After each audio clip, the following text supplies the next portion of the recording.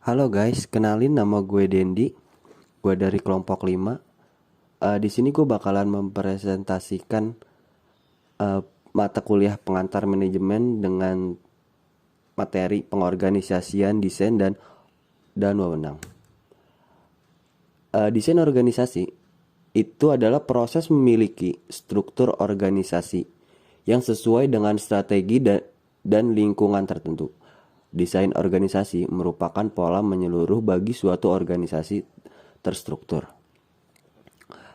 Menurut Stoner, pengorganisasian adalah tindakan menata ulang elemen berikut satu atau lebih aturan dan juga merupakan suatu cara mengatur pekerjaan dan pengalokasian pekerjaan di antara para anggota organisasi sehingga tujuan organisasi dapat dicapai secara efisien. Dan secara umum, desain organisasi terbagi menjadi dua.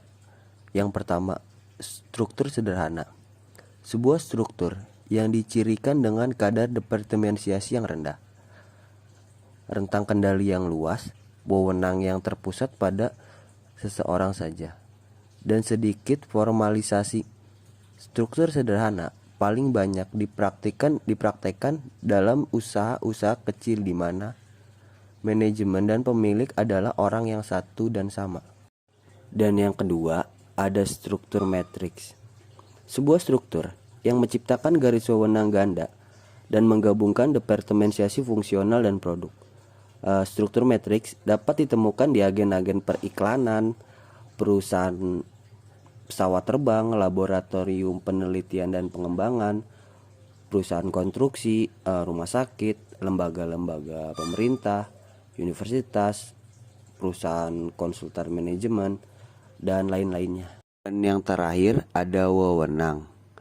Wewenang terbagi menjadi tiga, tetapi di sini saya akan menjelaskan tentang wewenang itu sendiri. Wewenang merupakan dasar untuk bertindak, berbuat, dan melakukan kegiatan atau aktivitas dalam suatu perusahaan. Tanpa adanya wewenang, orang-orang dalam perusahaan tidak dapat berbuat apa-apa.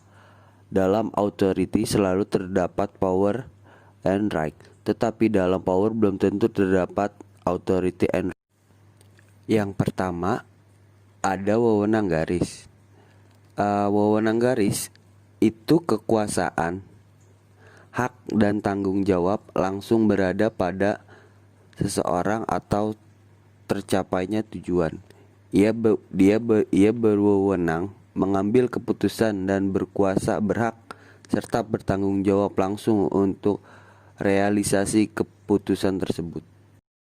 Yang kedua, ada wewenang staf. Jadi wewenang staf itu hanya dapat memberikan data, informasi, dan saran-saran untuk membantu lini supaya bekerja efektif dan mencapai tujuan tersebut.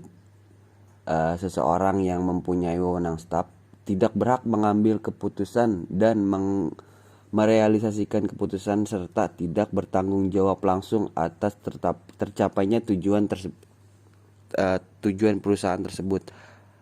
Tegasnya, pemegang wewenang staf hanya merupakan membantu untuk menyediakan data, informasi, dan saran-saran. Dipakai tidaknya tergantung manajer lini. Yang ketiga atau terakhir, itu ada wewenang fungsional. Wewenang fungsional adalah kekuasaan seorang manajer karena proses-proses, praktek-praktek, kebijakan-kebijakan tertentu atau soal-soal lain yang berhubungan dengan pelaksanaan kegiatan-kegiatan oleh pegawai-pegawai lain dalam bagian-bagian lain. Kurang lebihnya mohon maaf. Assalamualaikum warahmatullahi wabarakatuh.